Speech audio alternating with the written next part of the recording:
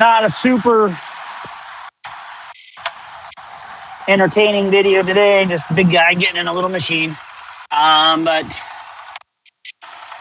today we are not at the auction. I'm waiting for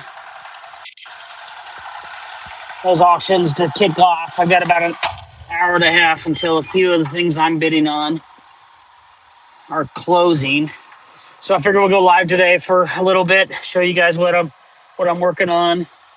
I've got Bill and Jesus out here helping me dig the perimeter footing for this slab that we're pouring in a couple weeks. We just have to get it down. We have to get the perimeter, the edge, thickened edge, I think you guys call it, the concrete people. So we got a thickened edge. It's 12 inches on the perimeter, and for the first 3 feet, it's 12 inches thick. And then after that, it goes up to 6 inches thick. Let me get the camera maybe a little bit dirty. There we go. Sorry. Let's have some face smudge on it. So this is an interior project that we've been working on for a few months now.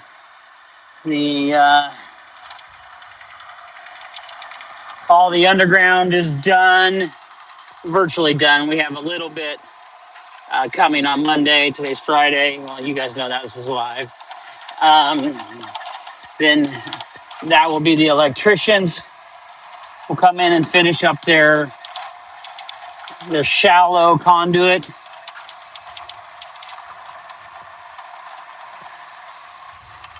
And then we'll be turning it over to the concrete finisher, Drew Breezy from Breezy Custom Concrete. They'll be doing all the flat work. I'm confident enough for footings and some foundations, things that's not going to be seen, but I am not a finisher on projects that you can actually see. So here, I'll turn this around, see what kind of a view you guys can get. So I've got Bill and Jesus down there in the hole, making my work look better because I'm still new at the excavation and dirt work. I have been renting machines and doing work, dirt work for over 20 years, probably closer to 25 years. But saying that is not impressive because it's not like I'm doing it every day, all day. So, I'll rent a machine for a week here. I'll rent a machine for a day there. And over 20 years, you might get a couple hundred hours at the most. Probably not even that. Probably not even 100 hours under your belt of renting machines. So it's hard to get super efficient at something when you're only doing it a couple weeks a year or a couple weekends a year. I think last year we did a couple foundations.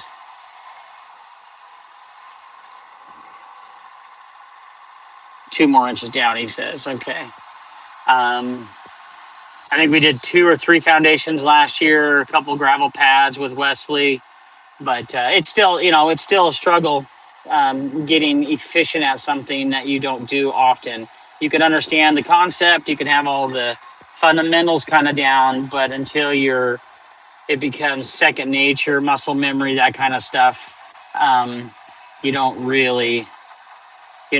just not as sexy doing it as someone that does it all the time. I've got a buddy, his name's Justin, and that's what he's done for the last 10, 12 years. And even though he hasn't been doing it, as long as some of these other guys, 10 and 12 years of doing it all the time, is how you become, quite professional at it. So, yeah, just kind of telling you guys how I see it. Doesn't mean it's the only way or I'm right. Just that's how it makes sense in my little brain. I'm going to send invitations to a couple of my buddies and see if they want to hop on here and tease me. Let's see if I can take a moment, getting some of this overburden out of the way. The reason we have to do so much on this side of the building is this is an old Safeway from the 1940s, and when they built it, there were houses here already from the 40s, and little login town like this, a lot of folks just use their backyards as trash piles. And the builder that built the Safeway just basically dug some holes and pushed the houses in them and the trash piles in them, and then proceeded to build on top of those piles. So as we're coming in here trying to put down some structural upgrades and some seismic upgrades, and so we have to dig down quite a bit, we're finding just a bunch of just trash. And I mean literally trash. I mean, most of it's decomposed or broken down, but lots of glass bottles, lots of a few horseshoes and railroad ties, that kind of stuff. We did right about where I got this excavator parked. We found a log that basically, I don't have any other way of explaining it other than it was probably about 5 feet long. And when we pulled it out, it was about a 20 to 24 inch diameter chunk of a tree, and it was completely rotted all the way through the middle and had created quite a sinkhole in here because it was in the ground at a little bit of an angle, so it looked like basically looked like a tunnel going down into the dirt. So yeah, so we found all sorts of things. I'll show you guys our little glass bottle collection here in a little bit of all the different glass bottles we found. Let's see, get this thing turned sideways. Got the boom twisted up so I can get right next to the foundation and try and clean it up. I am leaving a lot of work for these guys on the ground, but I'm trying not to leave it all.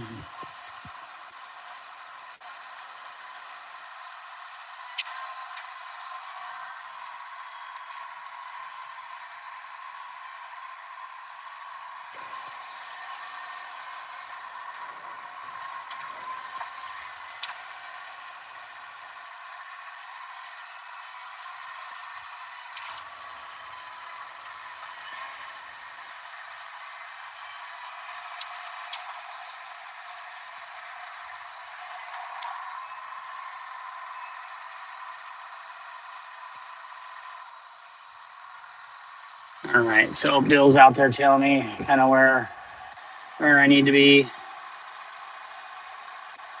with the laser. We only have to go 30 inches or 36 inches out.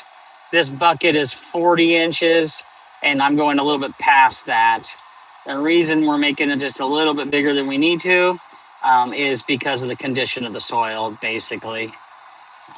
Just making this as strong as we can while we're here, that kind of stuff. Then we'll have, I think, 3 pieces of rebar going down this footing. And then we'll have all the rebar in the actual pad as well. I think the plans call for a 12-inch or a 24-inch grid pattern with half-inch bar, so number 4. It might be number 5. I'll have to double check that.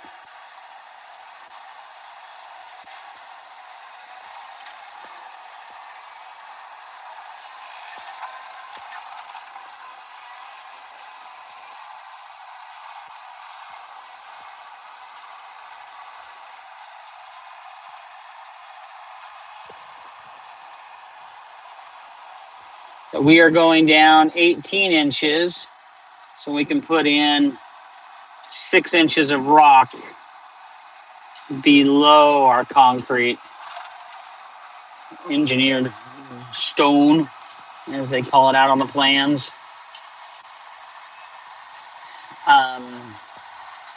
And the reason they're asking for so much engineered stone is, number one, commercial world, right? And number two, this horrible ground we're working on top of.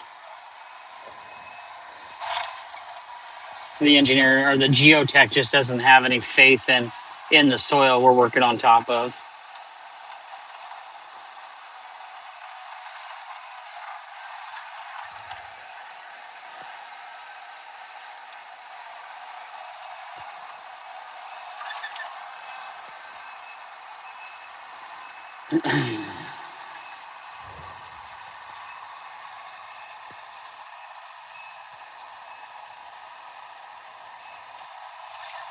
All right, so that's not as good as I'm going to get it there.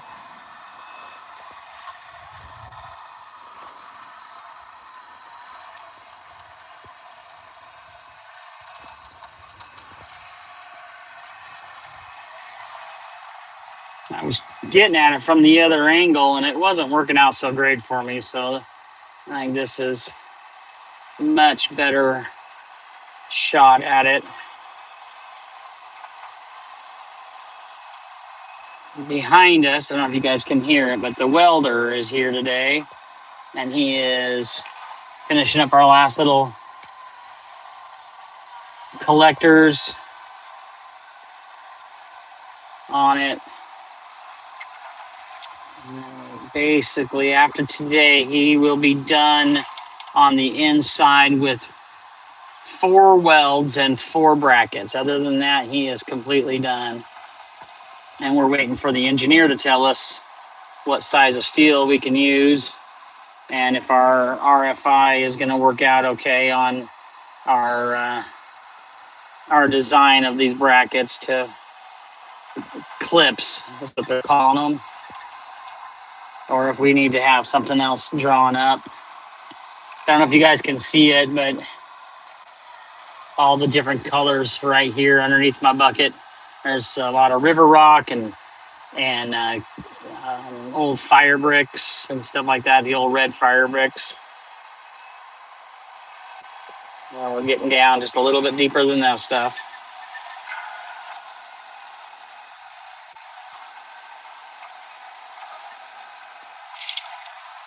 We're trying anyways.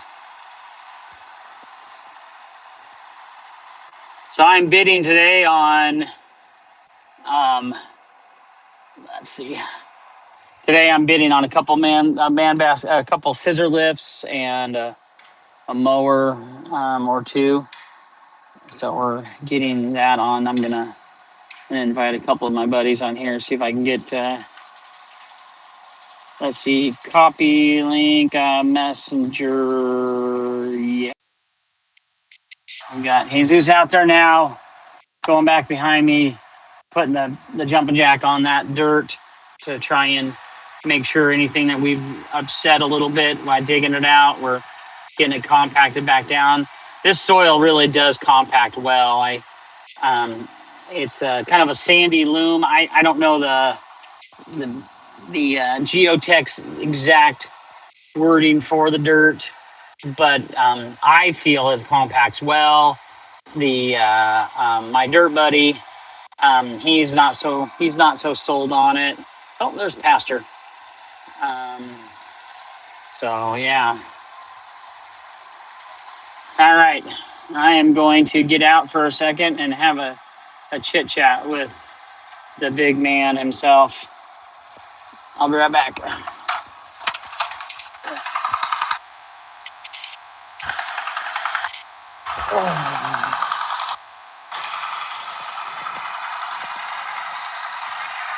No, you're fine. Yeah. Oh no! You're like, I hope it's not the electrical. No, just finishing up those last big collectors that we've been waiting on for a little bit. So when they're all done, he's got probably another 2 hours left. He's going to measure out that awning outside and get us those brackets for that. And then the only thing he's going to have left is 2 pieces of steel right there. So basically, he has to weld on. So the big cross brace, it's going to have one. It's going to have the top steel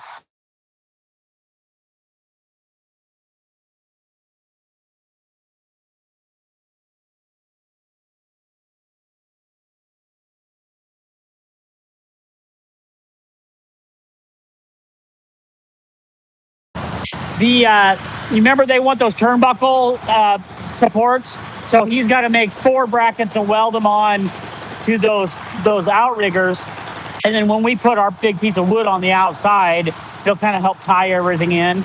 It's really just for looks or snow load, but because it's unengineered, that they're just making us put stuff on them. So Jesus, that's our perimeter footing. So now that we have to do that all the way around the whole building, and then we put 6 inches of gravel back in it, compact it, just kind of getting it ready for our concrete guy. So yeah. Yes, it's he's gonna start. So the week after Thanksgiving, he's gonna come in. He's gonna check our grade and verify that I did a good enough job. And if I didn't, then he's gonna come in and finish it, then start doing all the rebar. But that's kind of that message I sent to Matt the other day was, we're getting there, dude. I need to know these numbers. No, not yet. Maybe make a phone call. Yeah. Because that's the second one I've sent him in 5 days that had a little bit of urgency to it. And that's about the doors? Well, it's the door height. Because right now we have this concrete wall built at the floor height. And we can always cut that down a little bit for the doors. You know, it's just a little cut, not too big of a deal. But if he wants these 2 rooms to be lower, I need to know that like right away. Just in the 2 rooms, so that the corridor would become kind of a little bit of a slant down. Once we go around this corner, it would just drop down like an inch. So it will be noticeable if you're looking for it, but it won't be so much. It'll be better than funky doors and having a step going out. I'll call him and say he needs to turn around ASAP. Pretty please. Pretty please, all caps. All right, I don't know if you guys caught that. I don't know if that was... probably shouldn't have done that. I forgot I was live. But yeah, we're dealing with me being the contractor, but not the customer. And the engineer, no, not the engineer, excuse me. The architect is just, he's like everybody in the trades right now. Overworked and undermanned. So we're getting to the point on this project where we really need a couple definitive answers on what we're doing to move forward. And then to the architect's defense, these are change orders. You know, he did his job and he gave us all the numbers to get this project started. But then, like all projects, as it gets started, the customer and the contractor changes things. And we just need to know how our changes are going to work. So that's where the pastor was. We've been trying to get some of these answers for about a month now.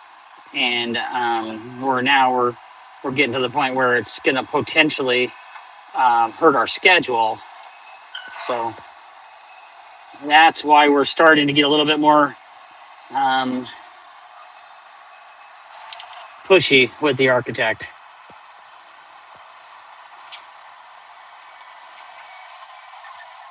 But trying to be pushy and polite is the balance, because our architect is awesome. He really is a good dude. All right. Welcome to live chat. Remember, guard your privacy. All right. Am I supposed to guard my privacy? How am I supposed to do that? I don't know. What's that? Okay, got to go down a little bit. Do I have anybody chatting? How do I find that out? Chat filter, community moderation, top, all messages. Oh, that was, I'm back. I'm not like anybody really missed me. Let's see. Green screen. Oh, no, we don't want that. I did not mean to do that. All right, get rid of that. There we go.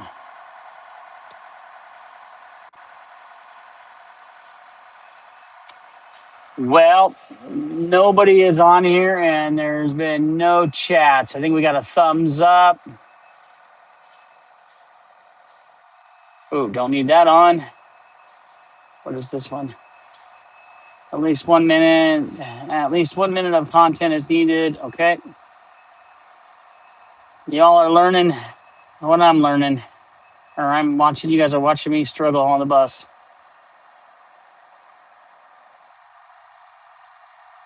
Whew. Turn the AC down or turn the heat up down a little bit. I'm getting sweaty.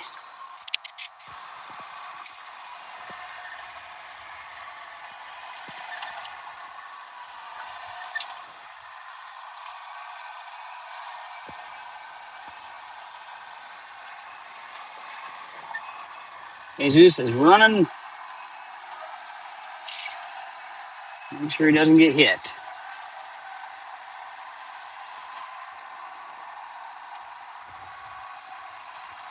All right, so back to what I was saying about the architect. Fantastic architect. I would highly recommend him. In fact, I have recommended him for 2 or 3 local jobs here, and he's working on and gotten that work. It's just he's busy, and we need him to respond. That's all. All right. So what else should I talk about today? Oh yeah, the auction. Surprise, surprise! Some of those lifts are going for more than I expected, especially some of the trashed lifts. I expected some of those lifts to be in the $1,200 price range. They're already at that, and they have 4 or 5 hours. There is one lift that was non-functioning, and it is pretty beat up, and it's going for cheaper than I thought. I'm thinking about taking a gamble on it, but I don't really want to gamble too much. It's a lot of money to put $1,200 into a lift that you don't know much about. Now, if it works, if I can get it working for $1,000 or something, that might be a better deal. Because then it's a rough terrain. It's not a 4-wheel drive, but it is a rough terrain. It's got some traction tires on it, all electric. So that means it's simpler, other than potentially the wiring issue. It might have a wiring issue. If there's a wiring issue, then I gotta reach out to my buddy Declan. He's the electrical engineer, and he can probably figure it out if he has the time.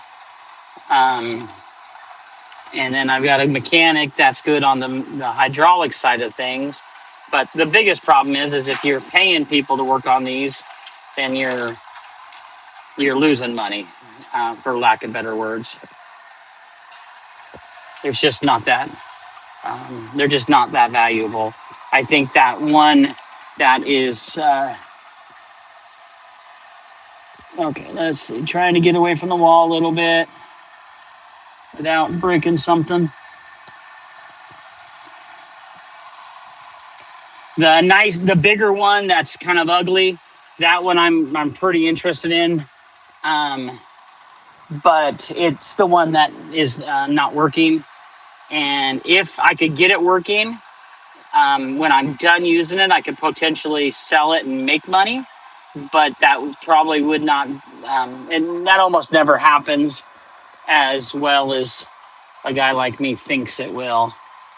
So I have to be careful not to convince myself to make a bad decision. I don't know how else to say that, but I am pretty good at that. That would be a good one for Jeremy and his wife to have out at their farm. I want a job. You are protected. You want a job. I don't have any extra work right now. Shovel guy is me on the site trying to be busy. Yeah, that would be Bill. He is Captain Stay Busy with Jesus. Bill is that's Bill right there. Say hi, Bill. And then Jesus. Jesus always stays busy. And Bill is my cousin. He's been working with me for over 10 years, and he has been my saving grace for most of that, and probably some of my biggest frustrations as well. But you don't to his credit, I put him in a bunch of stupid situations and just say, do the best you can. And he does a great job of doing the best he can. So that's the hard part about being the jack of all trades for a general contractor is when everything has to be done, you end up getting the oddest and the weirdest jobs.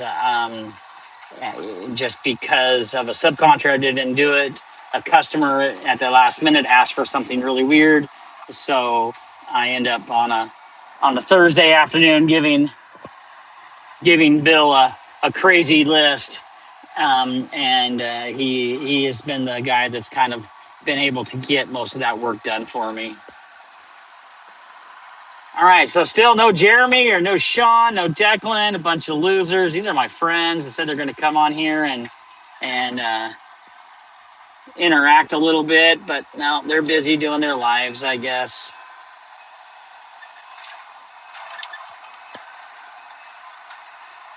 What are you going to do?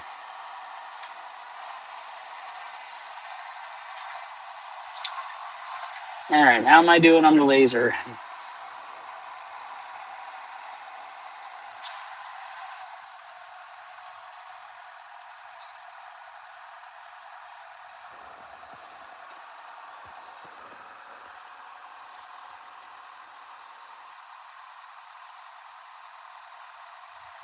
Okay, a little bit down.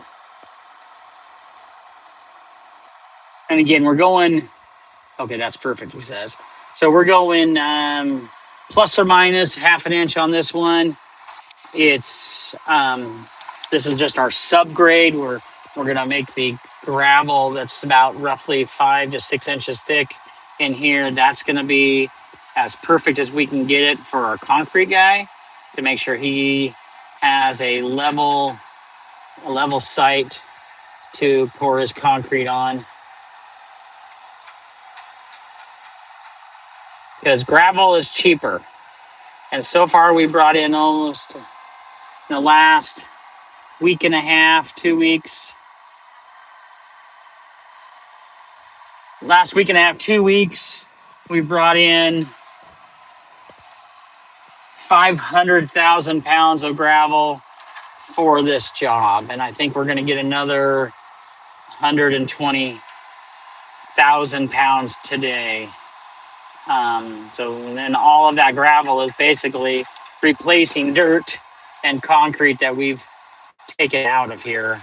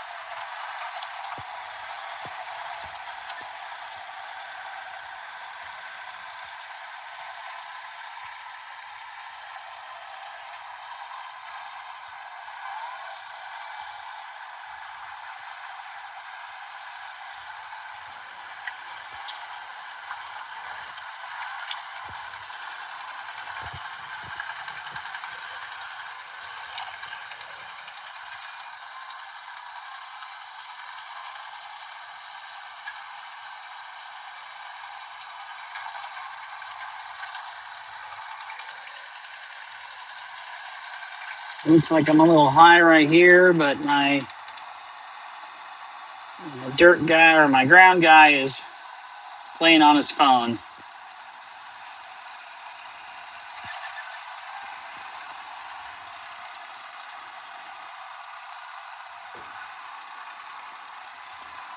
Let's get him over here and tell me if I'm the right height or not.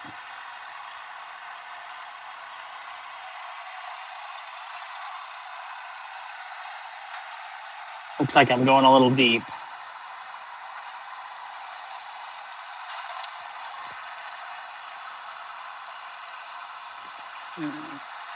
Yeah, definitely going a little deep. That's okay. All right, so now we're getting close to our original footing dig out that we did about 5 months ago. So we won't have as much soil to dig out here in a minute. It'll be, you can kind of see right here underneath my bucket. That's all gravel from the footing that we put in, the seismic footing, and so we don't have to go down as deep on that because it's already got compacted gravel. That's down several inches. Hey, Bill, I'm getting on top of the gravel from our footing dig out. That we can jump up to 12 inches there. So just kind of find out if we're 18 inches on that on the stick, then just know that we can just come down 6 inches. So if it's on the 2, then on this gravel we want to be down on that 8. We just want the line to be at that 8-ish. All right, just trying to set us up so we're not digging too deep, wasting time, wasting rock, and stuff like that. Especially since we've already have performed a lot of this dirt work here.